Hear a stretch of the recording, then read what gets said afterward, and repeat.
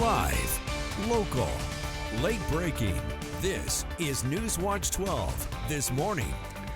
Good morning. The time is 6:30 on January 12th. Welcome to NewsWatch 12 this morning. I'm Carlos Murrieta. Right now we're taking a live look out at Ashland from the Oregon Shakespeare Festival. We want to turn back over to Storm Alert Weather 12 meteorologist Sarah Kress for a look at our Monday. And Sarah, obviously off to another cold start this morning, but How much fog are we seeing this morning? Oh, it's pretty dense for some of our areas. We do have a freezing fog advisory in place for areas west side into the Klamath Basin and also into western Siskiyou County. So with that being said, visibility is not looking great into some areas. And because we are dealing with a freezing fog, we're going to be seeing some slick spots out on those roads, and your windshields this morning are more than likely going to be covered with frost. So here's a look at that visibility. We're really seeing it quite dense into Medford this morning, about a quarter-mile visibility. Grants Pass about 3/4 of a mile. I'm expected to see those visibilities lowering a bit into Klamath Basin as well as we get closer to sunrise, and even to the Shasta, the Scott Valley this morning, the Illinois Valley. You're dealing with fog. Now when it comes to those temperatures, we're pretty cold. We're 28 for Medford, over into Ashland 35, Grants Pass at 34.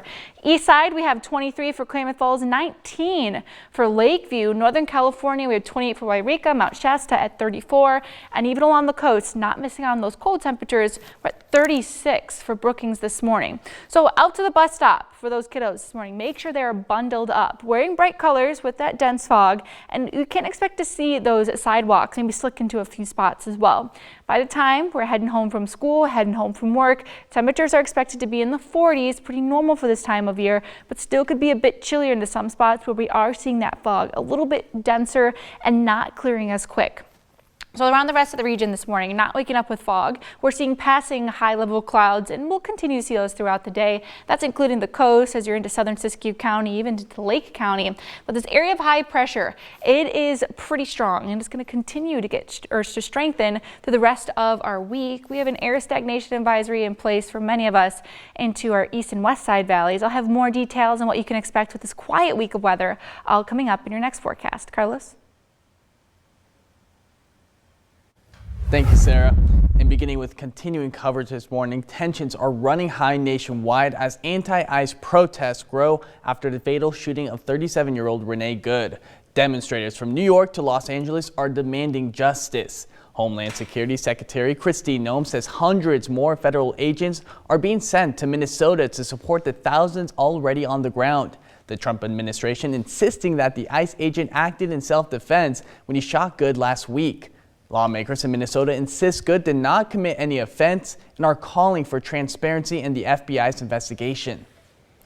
And here locally, a national campaign called Ice Out for Good brought community members to both Ashland and Medford this last weekend with candles lit. Organizers say this gathering answers recent immigration enforcement events that have drawn attention across Oregon and the U.S. The event is part of a coordinated effort happening in cities nationwide. This mobilization comes in response to the escalation of ICE violence in our communities. The goal of this action is to strengthen our connections and our response systems. Organizers say more than 1,000 events like this are planned across the country. The next local march is set for tomorrow in Medford. Meanwhile, state Republicans held a press conference about the two people who were shot by a federal agent after having ties to a notorious gang. Authorities say the two shot were Venezuelan migrants connected to the Tren de Aragua gang. Senate Republican Bruce Starr spoke.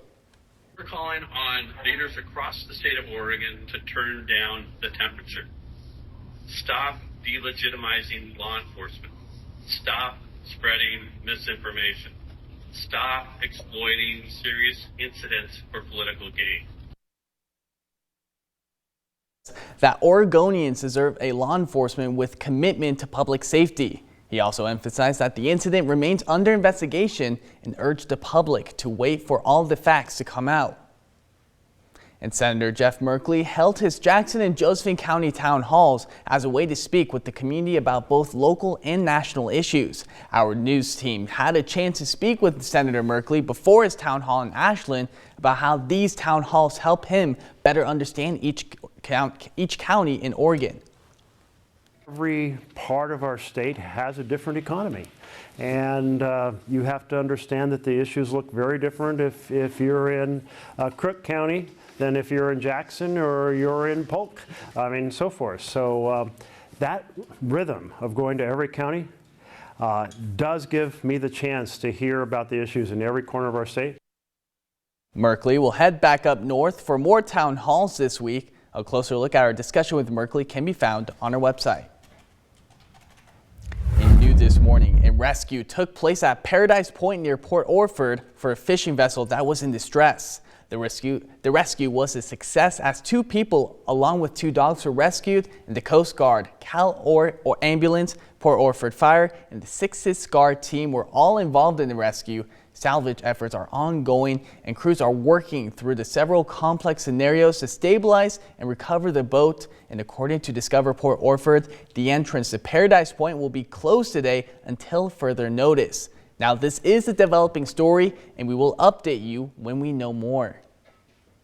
And in Ashland, most people drag their Christmas trees to the curb after the holidays, but one woman is giving them a second life. NewsWatch 12's Danny Stepanovich shows us how one tradition is helping a local farmer feed her goats and sheep through the winter. Danny?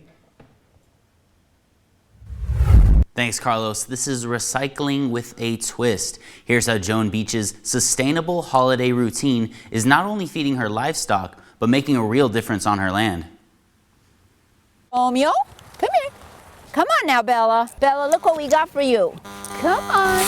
Most people think of Christmas trees as trash, but my boys and girls here think of these as a delicious post-holiday treat. Joan Beasich feeds leftover Christmas trees to her goats and sheep, a treat she says is packed with nutrients. Oh, is that good? There's so much vitamin C in these needles, but it's a natural dewormer. A few years ago, she posted on Nextdoor asking neighbors to drop off their trees, which are especially helpful when snow covers up natural grazing. Especially when we get a big snowfall, there's not much for them to eat. Thrown them on top of the snow, and it provided them a wonderful thing to munch on for many days. The response surprised her. I had a lot of people in Ashland respond. I had to.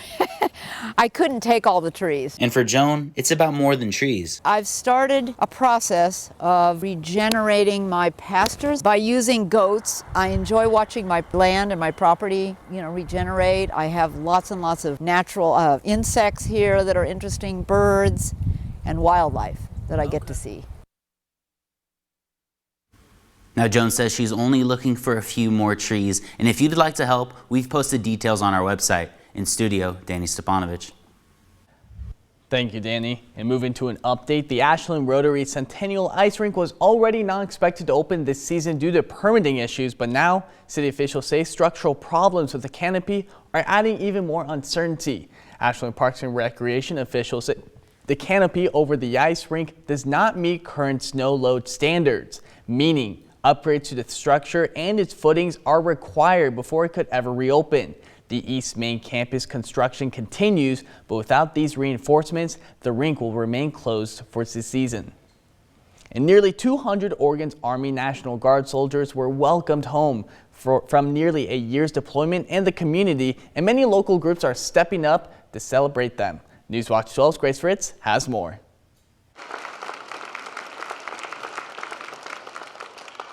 After 9 months overseas, nearly 200 Oregon Army National Guard soldiers are finally welcomed home, and Sunday's ceremony was about more than just returning to Oregon.